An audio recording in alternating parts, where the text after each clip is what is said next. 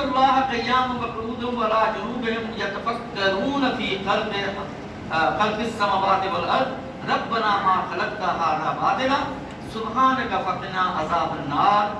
جو کھڑے اور بیٹھے اور پہلوؤں کے بل لیٹے ہوئے اللہ کو یاد کرتے ہیں. اب یہاں بھی ہم نے غلط ہمیں بتایا گیا ہے کہ ہاتھ میں تسبیح ہے, لیٹے ہوئے ہیں, اللہ اللہ کر رہے ہیں, کوئی وظیفہ بھی تھوڑی دیر پہلے پورا کر کے آئے.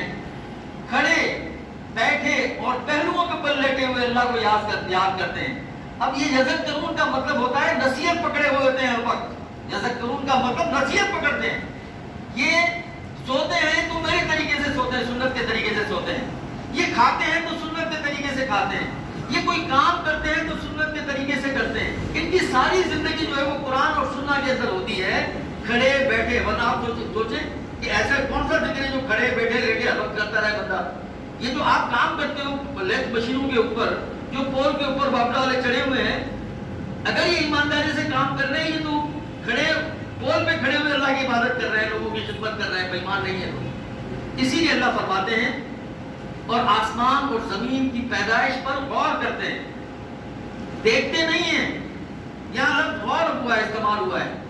وَيَتَفَكَّرُونَ فِي خَلْقِ السَّمَاوَاتِ وَالْأَرْضِ, غور کرتے ہیں کہ اللہ یہ کائنات کیسے بنائی ہے تو نے, اللہ اس میں کیا کیا کچھ رکھا ہے ہماری بہتری کے لیے جو ہم حاصل کریں اور انسانیت کے بھلے میں استعمال کریں, وہ تو ہمیں پتہ ہی نہیں. اس کے بعد اللہ فرماتے ہیں کہ پھر وہ کیا پکارتا ہے, ربنا, اے میرے رب, اے ہمارے رب, ما خلقتا, نہیں پیدا کیا تو نے, ھذا باطلا, بیکار, ایسے ہی کہ دیکھ لیا اور بس صبح اٹھی سورج دیکھا, رات ہوئی چاند دیکھا اور کھا پیا اور چل پھر کے سو گئے. یہ نہیں, یہ ایسا نہیں اللہ فرماتے ہیں. اب اللہ فرماتے ہیں وَقَيَّم مِّنْ آیَاتٍ فِي السَّمَاوَاتِ وَالْأَرْضِ يَمُرُّونَ عَلَيْهَا وَهُمْ عَنْهَا مُعْرِضُونَ. اب یہ بات ہمارے اوپر فٹ ہوتی ہے کہ قرآن اور کتنی نشانیاں ہیں آسمان اور زمین میں کہ لوگ ان پر گزرتے ہیں اور ان سے بے خبر رہتے ہیں. یہ آج مسلمان ہے جو ان نشانیوں سے گزرتا ہے اور بے خبر رہتا ہے, انگریز نہیں ہوتا. اس نے سائنس اور ٹیکنالوجی میں دنیا جہاں کی ترقی کی ہے, ہم ان کے ذرے کے برابر بھی نہیں آتے اس معاملے میں. سچ یہی ہے, ہم ایک گھڑی بھی اپنی نہیں بنا سکتے. یہ بھی کسی باہر کی کمپنی کی ہوگی, ہم نے کاپی کی ہوگی, اپنی کوئی ہماری سائنس ٹیکنالوجی نہیں ہے. تو یہاں اللہ فرماتے ہیں کہ گزرتے ہیں اور بے خبر رہتے ہیں. ہم نے کیا کیا اس کائنات میں رکھا ہے ان کو کوئی پتہ ہی نہیں ہے.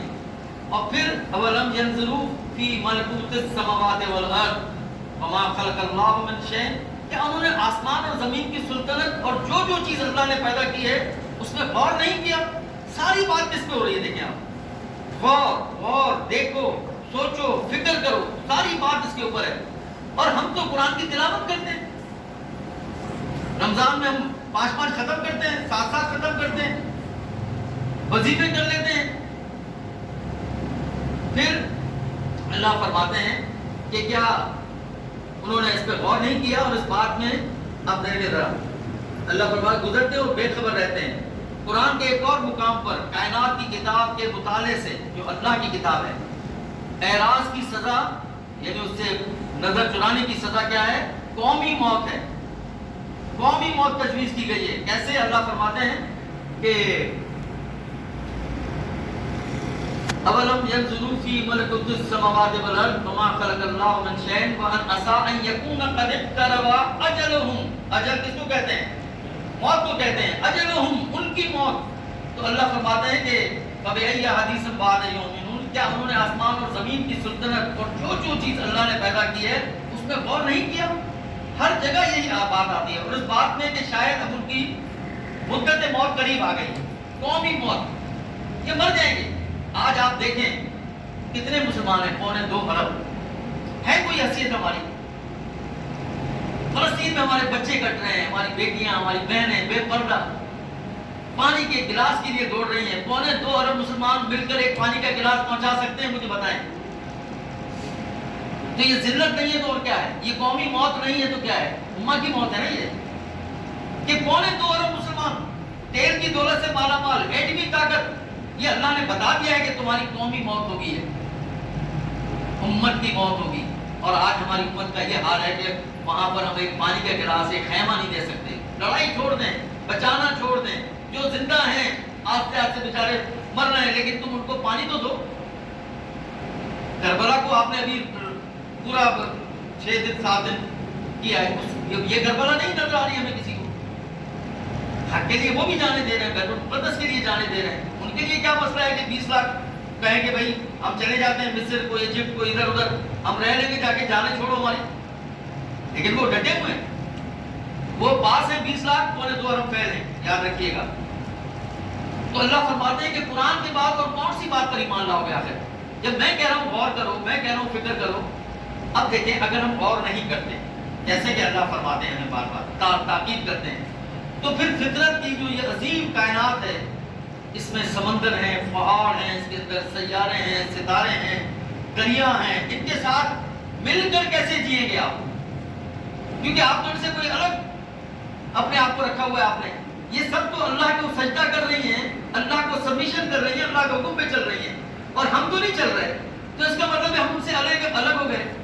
تو اللہ کے دوست کائنات اور آپ اللہ کے دشمنوں کے دوست، تو آپ کیسے جیئیں گے؟ اسی لیے ہم نے پچھلی آیت پڑھائی کہ کیا تمہاری موت قریب آ گئی ہے؟ اس کے بعد مطالعہ کائنات کی اہمیت کا اندازہ صرف ایک بات سے لگایا جا سکتا ہے کہ قرآن میں وضو، نماز، صوم، صلاۃ، یہ غور سے سنیے گا، وضو، نماز، صلاۃ، صوم، حج، طلاق اور قرض وغیرہ پر 150 آیات پورے قرآن میں۔ کتنی؟ 150 آیات۔ اور مطالعہ کائنات کے لیے اور فکر کے لیے، سوچ اور سمجھ کے لیے اللہ نے 756 آیات رکھی ہیں۔ آپ جیسا 150 کو پکڑ کے بیٹھے ہوئے، وہ بھی جہاں فائدہ ہوتا ہے تو اس میں سے لے لیتے ہیں، ورنہ جہاں نقصان ہے تو دوسری طرف چلے جاتے ہیں۔ اور 756 آیات کو تم نے چھوڑ دیا قرآن میں، جو حکم ہے سارے کے کرو، کیوں نہیں غور کرتے؟ اس کا کیا مطلب ہوا؟ مشورہ تو نہیں ہے، حکم ہے یہ۔ اس کے بعد قرآن کریم ہر زمانے اور ہر قوم کے لیے آخری پیغام خدا ہے۔ اب کوئی کتاب اللہ کی نہیں ہے۔ اگر آج اس دور میں یہ کتاب ہمیں پہاڑوں میں دفن خزانوں، زمین میں موجود انسان کی بھلائی اور سمندروں میں موجود فائدوں کے بارے میں درس نہیں دیتی، یعنی اگر یہ نہیں دیتی تو ترقی یافتہ قوموں کے برابر نہیں لاتی، تو یہ کتاب نعوذ باللہ پھر اس کا کیا مقصد ہے؟ اس لیے تو نہیں پیدا کی گئی تھی کہ آپ اس کی تلاوت کریں اور اس پہ آپ ہل لیں۔ یا وہ لوگ جو اس کتاب کے علمبردار بنتے ہیں، ان کے فہم قرآن میں کمی اور ان کی کوشش بے مقصد ہے۔ دو باتیں ہو سکتی ہیں، قرآن کے لیے ہم کہہ رہے ہیں کہ وہ بے مقصد نہیں ہو سکتا، نعوذ باللہ، ہماری کیا ضرورت ہے؟ تو اس کا مطلب ہم ہی بے مقصد لوگ ہو گئے ہیں۔ اس کے بعد جب کوئی فرد قوم کے لیے کسی پہلو میں مفید ثابت ہوتا ہے تو اس کی یادگار باقی رکھنے کے لیے کسی عمارت یا سڑک وغیرہ کو اس کے نام پر منسوب کیا جاتا ہے۔ آپ نے دیکھا ہوگا بہت ساری سڑکیں ہیں، مثلا sir Ganga Ram hospital, home state hall, یہ انگریز تھا، اور زبیدہ کالج، سارے نام پہ رکھی گئی ہے نا۔ اللہ کے یہاں کیڑوں، جانوروں، درختوں اور پتھروں کو وہ اہمیت حاصل ہے کہ قرآن حکیم کی بعض صورتیں ان سے منسوب کر دی گئی ہیں۔ سورہ بقرہ میں 12,612 الفاظ اور 286 آیات ہیں، جن میں جنت بھی کا ذکر ہے، دوزخ کا ذکر ہے، ایمان کا ذکر ہے، نفاق کا ذکر ہے، یہودیوں کا ذکر ہے، اور بہت سارے تذکرے ہیں۔ لیکن اس سورت کا نام مومن، جنت، عیسیٰ، موسیٰ ایسا نہیں رکھا گیا، بلکہ اس سورہ کا نام کیا رکھا گیا؟ بقرہ۔ اور آج دنیا کا سب سے بڑا ایشو جس سے ہم مسلمان غافل ہیں وہ ریڈ ہائپر ہے۔ اس وقت جو یہودیوں نے 5 بچڑے بالکل اسی رنگ کے جس طرح آپ نے قرآن میں پڑھا ہے، بقرہ، آپ آج کی اہمیت کتنی ہے بقرہ کی آپ سوچیں، یہودیوں کو پہچاننے کے لیے، لیکن ہم نے سورہ بقرہ کو کیا سمجھ لیا؟ کیا ہم نے اس سے سمجھا ہے؟ آج بھی مسلمان پوچھو کرتے کون سے بچڑے کیا بچڑے نہیں پتہ چلے۔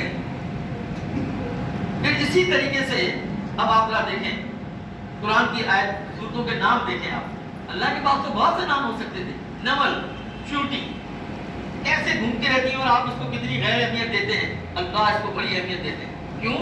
کہ ان کا ایک نظام ہے، یہ اندر زمین کے اندر 2 منزلہ مکان جب بناتی ہیں، اس کے اندر اپنی ملکہ چونٹی کو رکھتی ہیں، اس کے اندر بچے دینے کے لیے الگ دائیاں ہوتی ہیں جو ان کو بچوں کو پالتی ہیں، ٹھیک؟